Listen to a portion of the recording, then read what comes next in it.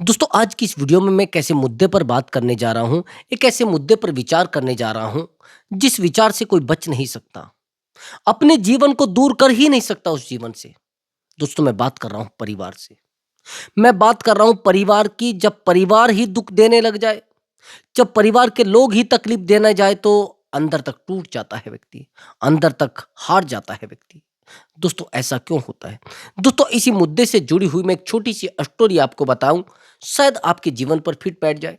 शायद आपका जीवन उस स्टोरी को सुनने के बाद बेहतर चलने लग जाए। शायद आपके जीवन में बहुत बेहतर ऊर्जा का संचार हो जाए। बस वीडियो को ध्यान से देखना है और वीडियो में बताए गए टोटल टिप्स को ध्यान से फॉलो करना है दोस्तों। दोस्तों ऐसा क्यों होता है कि हम परिवार के लिए बहुत ज़्यादा दौड़ा-दौड़ी करते हैं, रात-दिन मेहनत करते हैं, लेकिन फिर भी परिवार हमारा नहीं होता है? थोड़ा ध्यान से सुनना। एक बार ऐसा होता है, एक महिला एक सास और बहू में बड़ा झगड़ा होता है। रात-दिन झगड़ा रहता है, बेटा भी परेशान हो जाता है उनके झगड़े से। सास बहू को कहती है कि तूने मेरे साथ बहुत गलत किया है। अब सास कहती है कि तूने मेरे साथ बहुत गलत किया है, वहीं पर बहू कहती है कि तूने मेरे साथ बहुत गलत किया है। अब दोनों ही शिकायतें लेकर जाती है, वो अपने बेटे के पास जाती है और वो अपने पति के पास जाती है। अब यहाँ पर दिक्कत आती है सबसे अधिक पति को। अब पति को दिक्कत आती है, पति सोचता है कि किसको क्या कहूँ? ये माँ है और ये पत्नी है।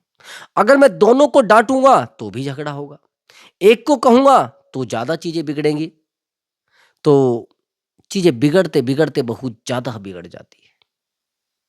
अब एक दिन ऐसा होता है कि जो लड़का होता है, ये अपनी पत्नी को कहता है कि तूने मेरी माँ को वेश्या, बहुत बुरे-बुरे शब्द बोलता है कि ऐसा बोला। क्या मेरी माँ ऐसी है? क्या मेरी माँ गंदी है? अब वो सोचता है, कहता है वो पत्नी को। अब पत्नी को जब ये बोलता है तो पीछे से माँ आ जाती है, वो इतनी बात सुनती है और पीछे मुड़ जाती है। एक बच्चा भी होता है, एक पोता भी होता है परिवार में। झगड़ा फिर होता है सास बहू के बीच में। उस दिन तो सास को लगा, मतलब माँ को लगा बेटे के बारे में कि बेटा मुझे कह रहा है, जो बहू कह रही थी वही ये कह रहा है कि मेरी माँ ऐसी है, मेरी माँ वैसी है, कि मेरी माँ वैश्या है, मेरी माँ फलाना है, मेरी माँ ढिमका है, ऐसे-ऐसे बोलता है। उसको एक अधूरी बात सुनती है, वो पीछे उलट जाती है, पीछे पलट जाती है कि ठीक है चलो जो भी है, बड़ा दुःख है, तकलीफ होती है, उसको रोने लगती है। 2 दिन बीतते हैं, बीतने के बाद सास से और सास बहू का दोनों का झगड़ा होता है और झगड़ा होने के बाद अगले दिन जो पोता होता है वो अपनी माँ के पास जाता है, अपनी माँ को कहता है कि मेरी दादी वैसा है, मेरी दादी फलाना है, मेरी दादी वो है, मेरी दादी ये है, तूने उसको कहा है ऐसा। लेकिन दादी पीछे से आ जाती है, बस इतनी बात सुनती है कि मेरी दादी वैश्या है, मेरी दादी फलाना है, मेरी दादी ढिमका है। मतलब तरह-तरह की बातें सुनती है, लेकिन वो बात नहीं सुनती है जो कही जाती। बेटा भी अपनी बहू को समझा रहा था और ये जो पोता था, ये अपनी माँ को समझा रहा था। लेकिन महिला जो बुजुर्ग थी, जो बुढ़िया थी, उसने इतनी बात सुनी। अब आज तक तो बहू बोल रही थी, अब बुढ़िया बड़ी परेशान होती है कि आज तक तो बहू गालियाँ देती थी, बेटा गालियाँ देता था, लेकिन आज तो पोते ने भी गालियाँ दे दी, हद हो गई। अब बुढ़िया इतनी बात सुनती है और इस बात को सुनने के बाद एक कुएं में जाती है, वो कुएं में गिर जाती है और मर जाती है। अब बाप से मेरा प्रश्न है कि ये बताइए, इसमें बेटे की गलती है, बहू की गलती है या पोते की गलती है, या फिर उस बुढ़िया की गलती है जो उस कुएं में जाकर मर गई, गिर के? मेरा आपसे प्रश्न है, क्या सच में बेटा उसको गाली दे रहा था? क्या सच में पोता उसको गाली दे रहा था? आपसे प्रश्न है। भाई सास बहू में झगड़ा हुआ था, एक अलग चीज है, लेकिन मेरा आपसे प्रश्न है, क्या सच में बेटा गाली दे रहा था? क्या सच में पोता गाली दे रहा था, जिस कारण जाकर उसने कुएं में छलांग लगाई? जीवन यही है। जीवन यही है उसमें गलती केवल और केवल उस बुढ़िया की है। उसने पूरी बात नहीं सुनी है। उसने पूरा जीवन जीने के बारे में नहीं सुना है कि वो क्या कह रहा है, क्या नहीं कह रहा है। पूरी बातों पर प्रकाश पूरे तरीके से नहीं डाल पाई, पूरे तरीके से जान नहीं पाई। और उसने अपने आप को खत्म करना महसूस किया। यही जीवन है और यही जीवन का आधार है। परिवार में झगड़े होने का केवल कारण होता है अधूरा ज्ञान, अधूरी बातें। अगर आज भाई भाई में झगड़ा है तो उसका कारण है केवल पत्नियां। किसी को बुरा लगे या भला लगे, मुझे अंतर नहीं पड़ता, उसका केवल कारण है पत्नियां। दूसरी बात, आप कहेंगे, आप कुछ महिलाओं को बड़ा बुरा लगेगा, लेकिन सत्य यही है। अच्छा, एक बात बताइए, यही जो दो भाई हैं, जब तक इनका विवाह नहीं हुआ था तब तक कभी उनमें झगड़ा नहीं हुआ। कभी एक दूसरे से इतना विरोध नहीं हुआ कि मुझे तुझसे बात नहीं करनी है, मुझे तेरे साथ रहना नहीं है, मुझे तेरे साथ अच्छा नहीं लगता है। और कभी मरने काटने पर उतारू नहीं हुए। लेकिन आज यही बच्चे, यही भाई दोनों एक दूसरे को मारने काटने पर आ गए हैं।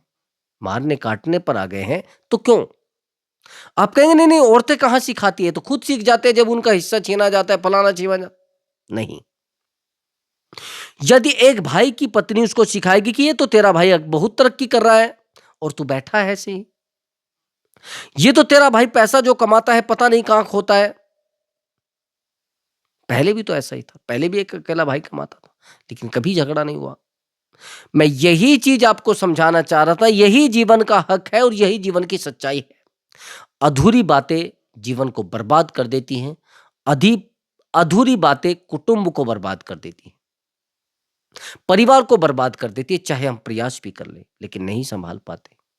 यही कारण होता है परिवार बर्बाद होने का। अच्छा, एक बात बताइए, आज भाई भाई की तरक्की से खुश नहीं है, क्या कारण है? आज भाई भाई की तरक्की से खुश नहीं है तो आपको क्या लग रहा है कि आप रिश्तों को बेहतर कर पाएंगे? अगर आज शादी के बाद भी भाई भाई के पास बैठा है, भाई भाई से बात कर रहा है, तो उन पत्नियों का एहसान है, उन पत्नियों का धन्यवाद है जो ऐसा हो रहा है। नहीं तो कहीं ना कहीं तनाव का कारण कुछ ना कुछ बन जाता है। केवल कारण है चुगली, केवल कारण है चुगली। और चुगली जब परिवार में होने लगती है, बुराई परिवार में होने लगती है, छोटी छोटी बातों को डीपली देखना लग जाते हैं लोग, तो चीजें खराब हो जाती हैं। यही होती है। अभी मैं एक छोटी सी स्टोरी आपको और बता रहा हूं। एक बार ऐसा हुआ कि एक व्यक्ति था, वो गुलाम बेच रहा था। अब गुलाम का रेट अलग अलग था। एक व्यक्ति ने कहा कि ये गुलाम मुझे दे दीजिए, कि तो गुलाम बड़ा सस्ता है, कि कितने का है, कि 500 रुपए का। और ये दूसरा कि 10,000 का या 5,000 का। कि लेकिन इस गुलाम में कोई कमी नहीं है, लेकिन एक कमी है। कि क्या? अब वो दोनों सेठ और सेठानी थे, कि चुगली बहुत करता है। अब सेठ और सेठानी ने सोचा कि बड़ा सस्ता गुलाम है, सब काम भी करेगा, और हम दोनों ही तो रहते हैं, किसकी चुगली हमें क्या करेगा ये? ठीक है।